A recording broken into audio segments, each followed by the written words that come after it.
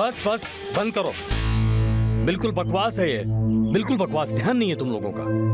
अरे ऐसे डांस किया जाता है? बिल्कुल भी एनर्जी नहीं है। होपलेस।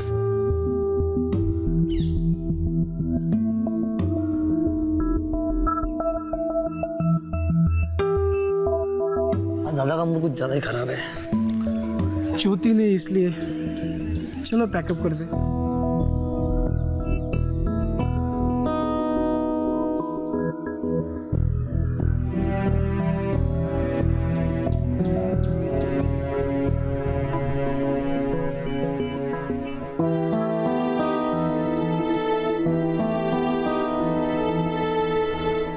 देखो ज्योति आ गई।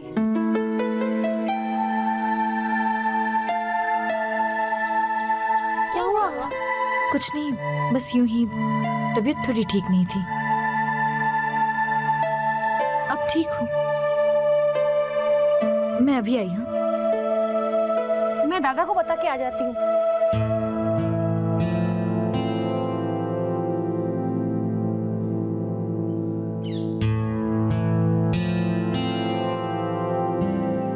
Thanks bridge. किस लिए? फोन करने के लिए। सच कहूं तो बहुत अपसेट फील कर रही थी, लेकिन अब अच्छा लग रहा है। अरे बाबा, माफी तो मुझे मांगनी चाहिए। मैं कुछ ज्यादा ही। नहीं नहीं, इट्स ओके। एक्चुअली शायद मैं ही। थैंक गॉड, आई तो सही तुम। कैसी हो आप? ठीक हूँ दादा। एक्चुअली प्रॉब्लम इतनी बड़ी नहीं थी। शायद मैं ही कुछ ओवर रिएक्ट कर गई। अरे नहीं, ओवर रिएक्ट करने की क्या बात है इसमें? अपना ध्यान तो रखना ही चाहिए हमेशा। वैसे भी छोटी छोटी बातें अक्सर बड़ी हो जाती हैं। हाँ, ध्यान तो हमें वाकई में रखना चाहिए। बात भले ही छोटी हो, लेकिन दोहराई ना जाए। बिल्कुल सही कहा तुमने। वैसे भी आजकल कितना कुछ फैला हुआ है, समझी? आता हूं मैं 2 मिनट में।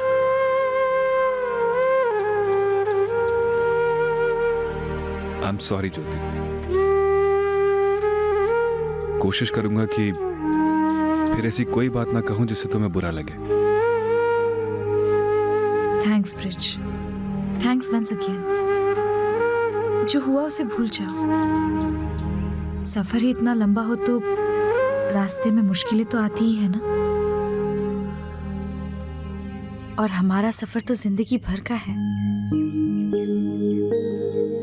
या शायद उससे भी कई ज्यादा। सिर्फ जरूरत है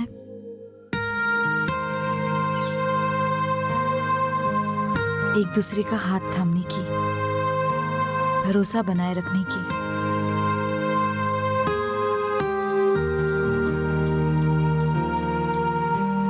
सच कहूं तो ऐसा लगता है इसके बाद हमारा रिश्ता कमजोर नहीं, मजबूत हुआ है।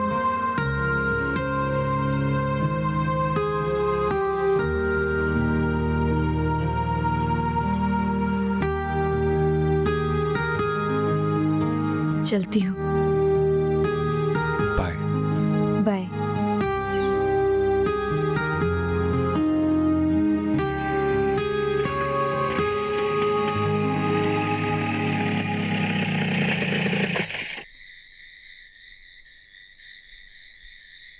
हाय दीदी। अरे सुधी कहाँ गई? आज उसकी ड्यूटी तूने ले ली। आपकी रेगुलर दरबार की जगह से हिली ही नहीं। पता नहीं कौन से दुनिया में टहल रही है। अच्छा ठीक है, चल।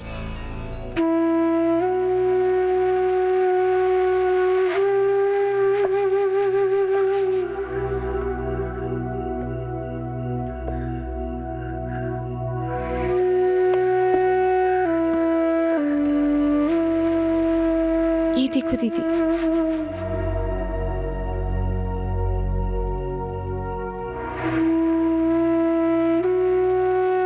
सुधी, सुधी, सुधी। हाँ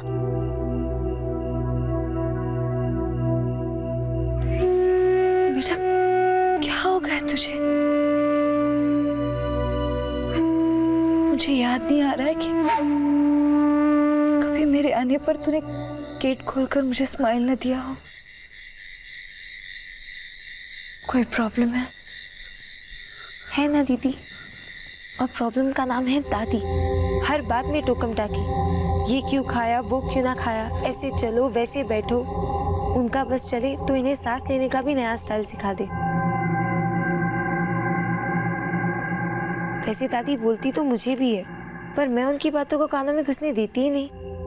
और सुधा दीदी बहुत जल्दी टेंस और नर्वस हो जाती है। ढिल्ली, अरे कहाँ है तू? तू कहीं नहीं जाएगी। अरे ओ ढिल्ली, हे राम, अरे कमक सब्जी काटेगी नहीं?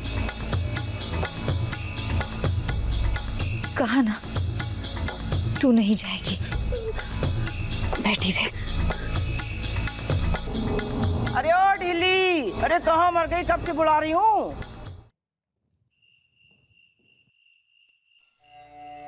दादी, अरे जाके जरा ढिल्ली को बुला के ला, बहुत देर से बुला रही हूँ मैं उसे।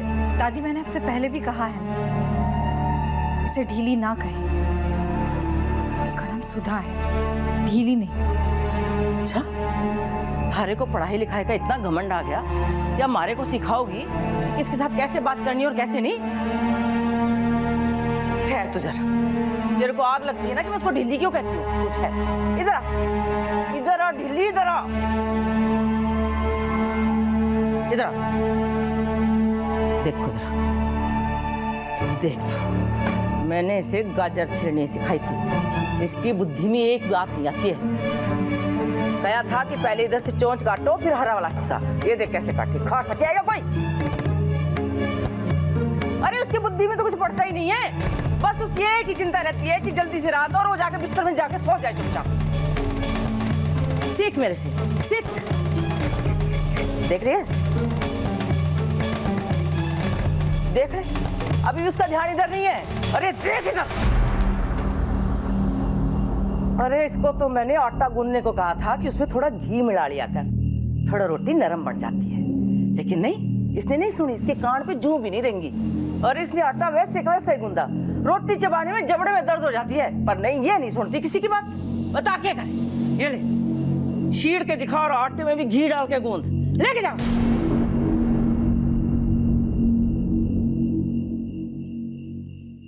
ढीली मत को, ढीली ना कहे तो और क्या कहें? जब देखो बड़ी बहन बन के आ जाती है बीच में हमारे समझाने। दीदी अगर इसी तरह से सब होता रहा तो सुधा दीदी फिर पहले जैसी ही हो जाएंगी।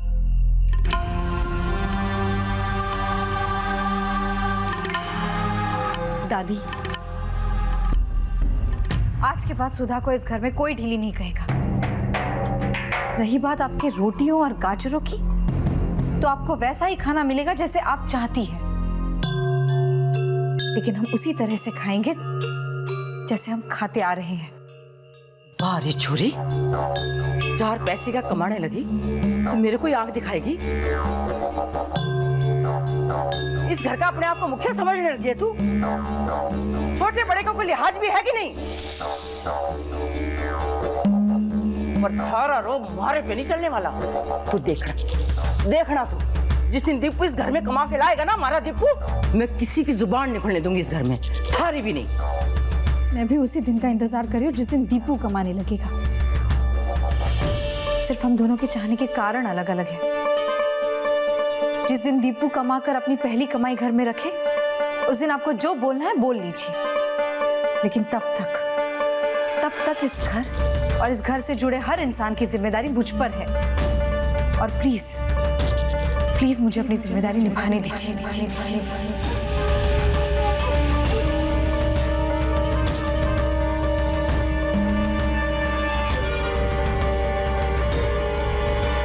वाह रे छोरी वाह, मान गई छोरी, मान गई थारे को। अरे ज्योति, मान गई मैं थारे को।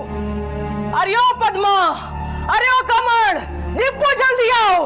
अरे सुनो अपनी बेटी की दहाड़, अरे सुनो, अरे दीपू जल्दी आकर देख इसकी पढ़ाई लिखाई का कमाल। जा जल्दी से हमारा सामान लेके आ, अब मैं यहाँ नहीं रुकने वाली। पर दादी, हमारा सामान लेके आ जल्दी से। अरे जा तू, सामान लेके आ हमारा। माँ इतनी नाराज क्यों लग रही हो? वाह रे मारे सपूत, अरे थारी छोरियों ने तुम्हारी बहुत इज्जत की। अरे ऐसी इज्जत की कि बस इस घर में वापस आने को दिल ना करेगा हमारा। ममता की मारी मैं आई थी यहाँ पे, वरना यहाँ आना ही कौन चाहे है। अब के जाऊंगी तो पलट के नहीं आऊंगी, देखना इस दहलीज पे। अरे ओ दीपू, अरे जल्दी आ सामान लेके, एक पल भी नहीं रुकने का मेरे को, जल्दी आ। अरे भगवान, अरे जा भगवान जी के मंदिर से मेरी पूजा की सामग्री भी ले आ। अब तो भगवान की पूजा में पूरी जिंदगी निकाल दूंगी जो बची खुशी है। अरे मैंने तो सोचा भी नहीं था कि बुढ़ापा हमारा ऐसा निकलेगा। अरे दीपू जल्दी आ, स्टेशन भी तो लेके जाएगा हमारे को। अरे जल्दी आ रे। माँ जी माफ कर दीजिए उसे। आप तो जानती हैं कि वो दिल से आपका बहुत सम्मान करती है। मैं जानती हूँ पद्मा कि बड़ों का फर्ज जो है बच्चों की गलतियों को माफ करना, लेकिन इस छोरी ने गलती नहीं की है। अरे सरासर मारे मुंह पे थप्पड़ मारा है। अरे इस घर की बुजुर्ग हूं मैं, उसके इस बारे में तो सोचना चाहिए था ना। तरस तुम्हारे को इस छोरे पे आवे है, देखो कैसे लाचार बैठा हुआ है। अरे अगर ये आज कमा रहा होता तो किसी की हिम्मत थी कि उसकी माँ की ऐसे बेइज्जती करता सबके सामने। लेकिन अब तो वही हाड़ है जो कमाए वही सुनाए।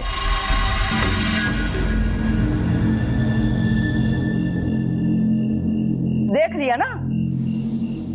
अरे हम कह रहे थे ना कि उसको माफ कर दो, बच्ची है। अरे कहाँ की बच्ची, उसने तो माफी भी नहीं मांगी।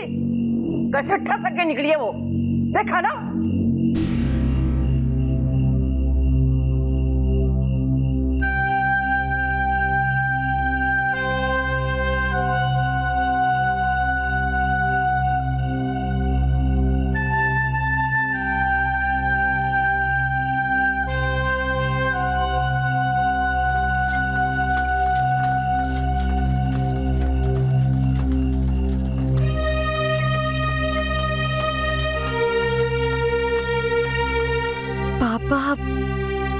सच में कुछ भी कहने की जरूरत नहीं है बेटा।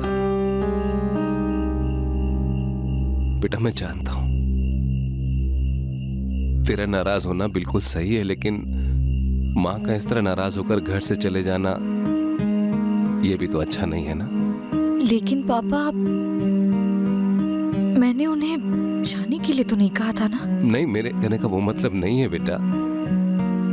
और शायद तूने कभी जाने के लिए कहेगी भी नहीं, पर कम से कम रुकने के लिए तो कह सकती है ना ज्योति।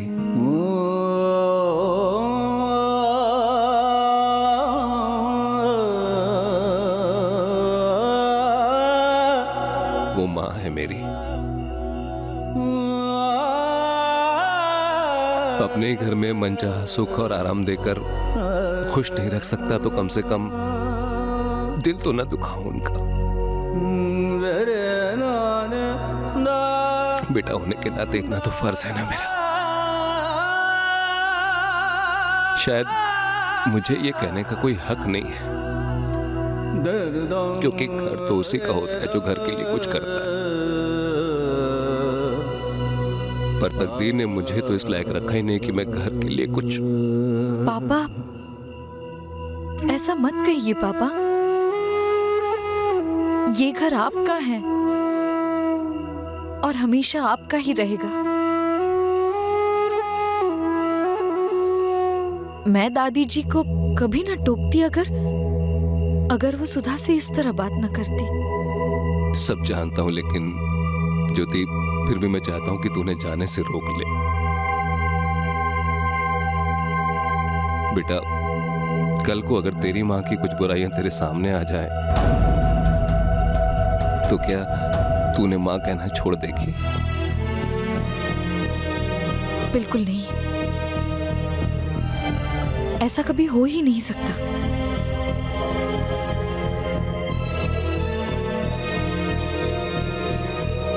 आप चिंता मत कीजिए पापा, आप जैसा चाहते हैं वैसा ही होगा। मैं दादी जी को इस तरह रूठ कर अपने बेटे के घर से जाने नहीं दूंगी।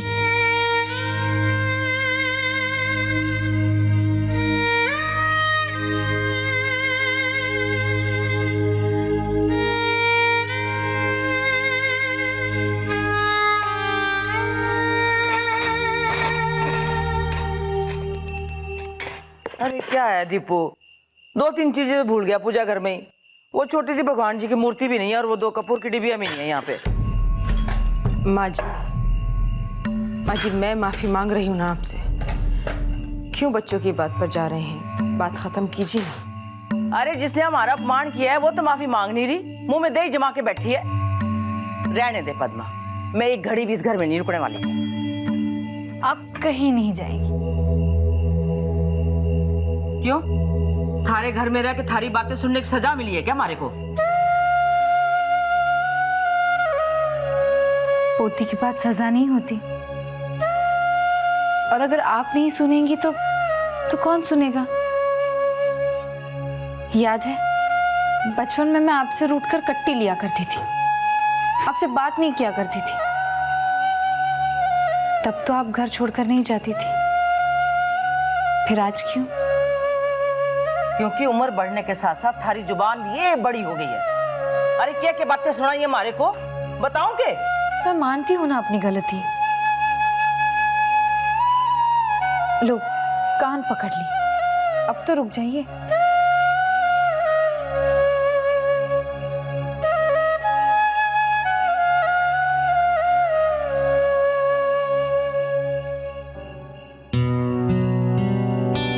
दादी, मैं आपसे कहना चाहती थी कि आप चाहे मुझे कुछ भी कहो, कितना भी नाराज हो जाओ, कोई फर्क नहीं पड़ेगा। इस मोटी चमड़ी वाली पे तो बिल्कुल भी फर्क नहीं पड़ेगा। लेकिन अपनी सुधा है ना, वो हर बात दिल पे ले लेती है।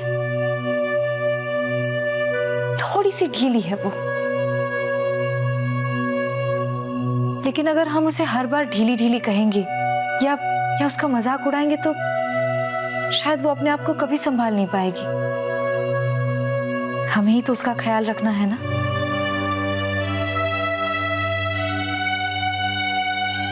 बस अब आप कहीं नहीं जाएंगे। अरे अभी अभी तो आई हैं आप, सबके साथ ठीक से रहने और बातें करने का समय कहाँ मिला आपको?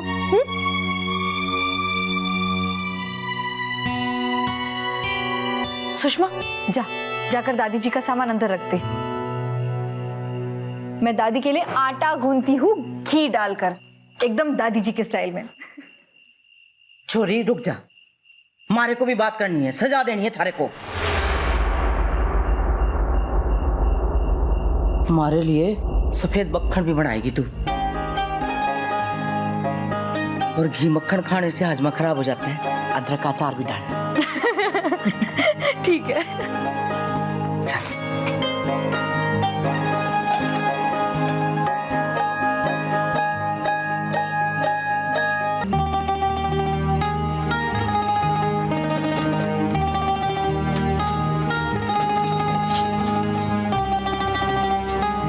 मम्मी एक बात पूछूं?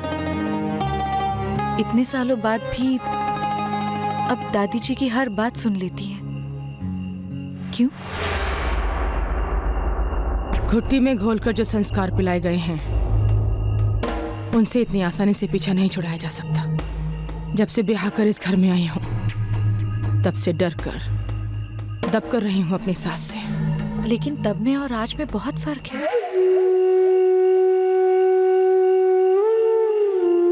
जो कारण तेरे बदलने का हो सकता है,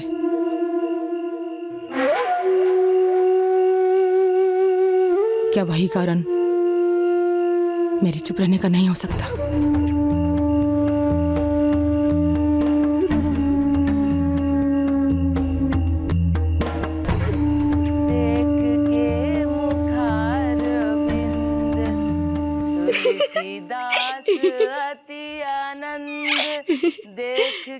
हंस क्यों रही है? दादी जी फिल्मों में क्यों नहीं गई मम्मी? अगर आज वो एक्ट्रेस बन जाती तो मीना कुमारी, नरगिस के साथ साथ इनका भी नाम लेते सब। सीधी तरह बता बात क्या है। जाने की कितनी डींगे मारी थी दादी जी, और जब मैं उनके कमरे में गई सामान रखने तब देखा आधी से ज्यादा सामान तो बिखरा पड़ा था। ऐसे ही डरा रही थी हम सबको, चली जाएंगी। पक्का मालूम था उन्हें कि कोई ना कोई तो रोक ही लेगा। लेकिन फिर भी मम्मी, हमें ध्यान रखना होगा। जितना हो सके उतना सुधी और दादी जी को दूर रखेंगे, है ना? और खाना तैयार होने के बाद मैं खुद सुधी को बुला लूंगी, नहीं तो वो आएगी नहीं। बहुत डर गई है बेचारी।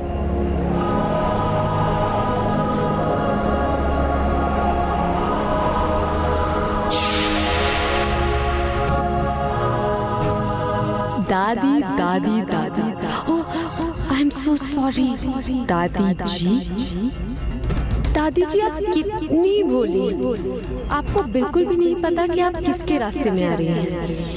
है धीरे धीरे सब पता चल जाएगा। मेरी प्यारी दादी जी, एक बात सुनिए ना, मुझे ना थोड़े पैसे चाहिए। एक नई ड्रेस लेनी है, बहुत बड़ी पार्टी में जा रही है। अब उस पार्टी में ये इन कपड़ों में तो नहीं जा सकती ना। प्लीज दादी जी, दिलाएंगी ना नई ड्रेस? प्लीज दादी जी, प्लीज।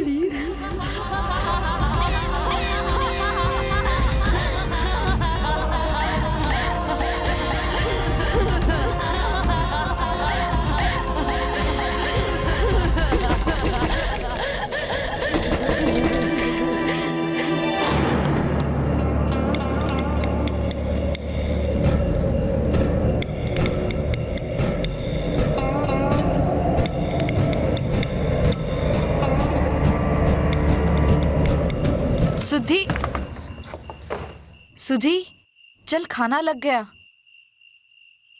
ये तो सो गई। सुधी,